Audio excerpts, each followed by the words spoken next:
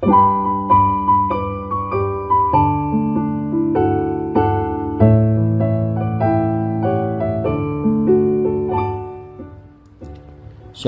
salam sejahtera bagi Bapak Ibu, saudara-saudara, anak-anak yang dikasihi oleh Tuhan Yesus Kristus. Jumpa kembali bersama saya Pendeta Eka di dalam renungan firman Tuhan pada hari ini, Sabtu 8 April 2023. Sukacita dan damai sejahtera dari Tuhan Yesus kiranya menyertai hidup kita sekalian. Puji nama Tuhan. Pembacaan firman Tuhan pada hari Sabtu ini sampai pada pembacaan Hosea pasal yang ke-9. Kiranya firman Tuhan memberkati kita sekalian. Baik, sebelum kita akan merenungkan bagian firman Tuhan bacaan hari ini, kita akan berdoa. Tuhan Bapa di surga, di dalam Yesus Kristus, kami datang padamu mengucapkan syukur terima kasih untuk kasih setia dan penyertaan Tuhan yang sungguh kami alami dari hari ke hari sampai pada hari ini. Dan kami mau terus bertekun dengan firman Tuhan, supaya kami boleh terus diterangi oleh firman-Mu. Kau juga menolong kami untuk kami dapat menerapkan firman Tuhan dalam hidup kami setiap hari. Terima kasih Bapa, inilah diri kami sedia untuk belajar firman Tuhan. Demi nama Tuhan Yesus kami berdoa. Haleluya, amin. Hosea pasal yang ke-9, saya akan membacakan di dalam ayat yang pertama sampai ayat yang ke-9. Demikian firman Tuhan. Janganlah bersuka cita, hai Israel, janganlah bersorak-sorak seperti bangsa-bangsa. Sebab engkau telah berzinah dengan meninggalkan Allahmu, engkau telah mencintai upah sundal di segala tempat pengirikan gandum. Tempat pengirikan gandum dan tempat pemerasan anggur tidak akan memberi mereka makan, dan anggur akan mengecewakan mereka. Mereka tidak akan tetap diam di tanah Tuhan. Tetapi Efraim harus kembali ke Mesir, dan di Asyur mereka akan memakan makanan najis. Mereka tidak akan mempersembahkan korban curahan anggur kepada Tuhan, dan korban-korban sembelihan mereka tidak akan menyenangkan hatinya. Roti mereka adalah seperti roti perkabungan. Semua orang yang memakannya akan menjadi najis, sebab roti mereka adalah untuk dirinya sendiri, tidak boleh dibawa ke dalam rumah Tuhan. Apakah yang hendak kamu perbuat pada waktu pertemuan raya dan pada waktu hari raya Tuhan? Sebab walaupun mereka mengelakkan diri dari pemusnahan, Mesir akan mengumpulkan mereka, Memphis akan menguburkan mereka, rumput akan menutupi barang-barang perak mereka yang berharga, onak akan tumbuh dalam kemah-kemah mereka. Sudah datang hari-hari penghukuman, sudah datang hari-hari pembalasan. Israel akan mengalaminya. Nabi adalah seorang pandir, orang yang penuh roh adalah orang gila.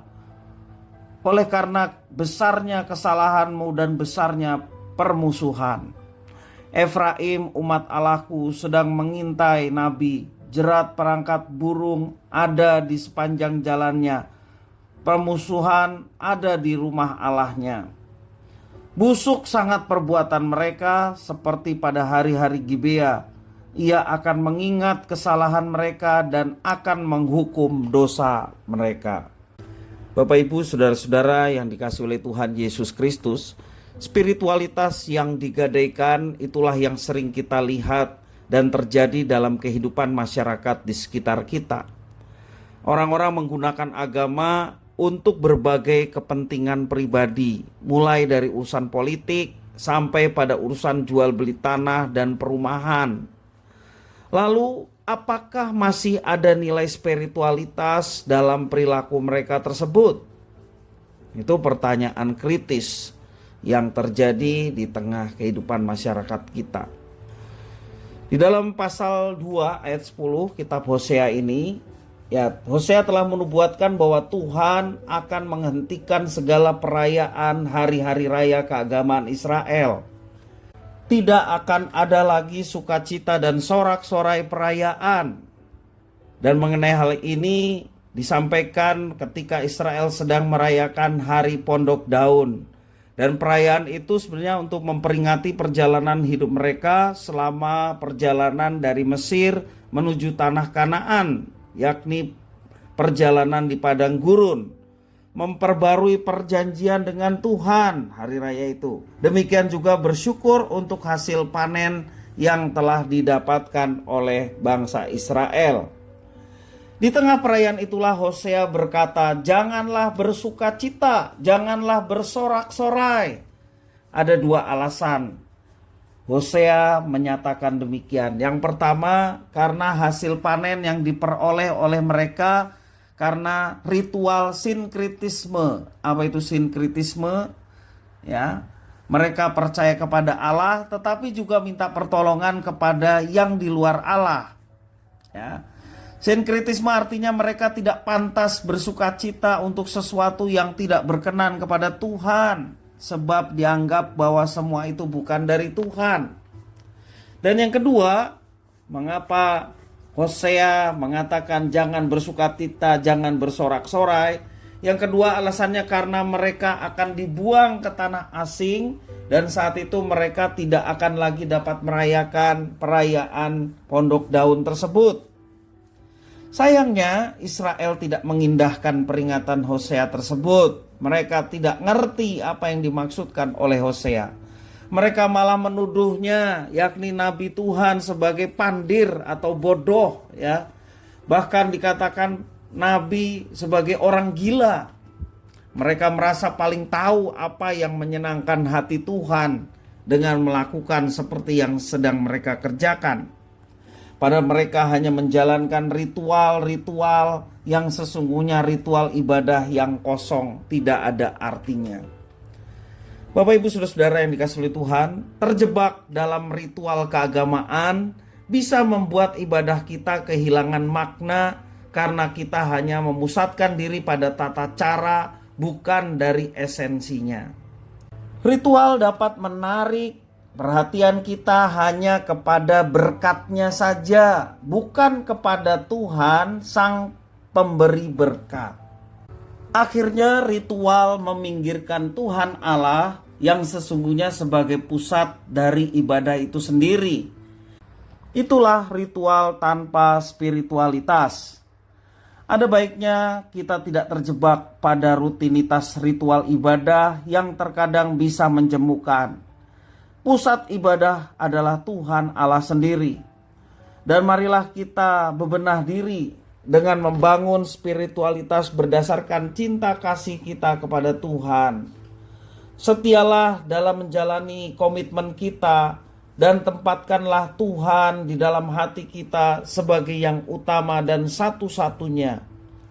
Ritual ibadah ataupun liturgi ibadah yang kita persiapkan sebaik-baiknya itu menjadi sarana kita untuk kita dapat berjumpa dengan Tuhan. Tetapi bukan ritual itu sendiri yang menjadi utama. Ritual adalah tata cara bagaimana kita beribadah kepada Tuhan, dan tentunya membawa setiap jemaat untuk menyembah Tuhan dan merasakan hadirat Tuhan yang mendatangkan sukacita dan kebahagiaan. Jadi sekali lagi, jangan kita terjebak dengan rutinitas ritual ibadah yang terkadang bisa melupakan esensi yang sesungguhnya. Kita hanya berpusat pada ritualnya tetapi tidak kepada sumber penyembahan kita, yakni Tuhan Allah sendiri. Jangan kita lepas dari esensi ibadah, tetapi mari kita kembali kepada apa yang sesungguhnya kita lakukan di dalam ibadah kita, yaitu betul-betul menyembah Tuhan, betul-betul memuji Tuhan, dan boleh mengalami hadirat Tuhan yang mendatangkan semangat, sukacita, kebahagiaan untuk kita menjalani kehidupan. Dan biarlah melalui ini semua kita boleh terus belajar bagaimana ibadah yang menyenangkan hati Tuhan. Kiranya firman Tuhan ini memberkati kita sekalian. Mari kita berdoa. Tuhan Bapa di surga, di dalam nama Tuhan Yesus, kami datang padamu mengucapkan syukur dan terima kasih atas firman Tuhan. Biarlah firman ini boleh mengajar kami bagaimana kami memiliki esensi ibadah yang benar, yakni menyembah Tuhan, mengalami perjumpaan dengan Tuhan, yang tentunya boleh mendatangkan sukacita, damai sejahtera, dan semangat menjalani kehidupan yang seturut dengan kehendak-Mu. Terima kasih Tuhan atas firman Tuhan. Hanya di dalam Kristus Yesus kami berdoa. Haleluya. Amin.